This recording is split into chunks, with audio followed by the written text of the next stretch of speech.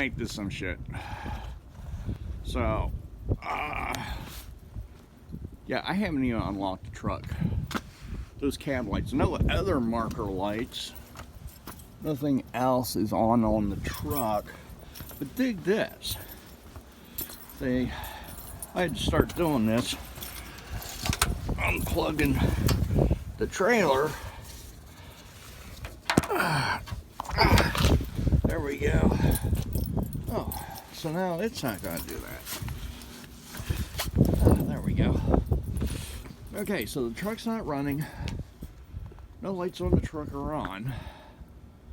But the trailer lights are on. And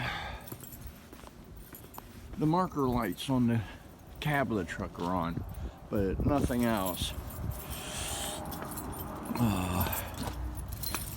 On here and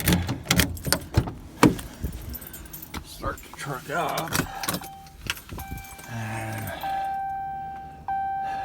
It's kind of cold out here. You gotta wait for the diesel preheat. I probably should turn that off. Okay. Now, as you can see, that's my marker lights are on. So,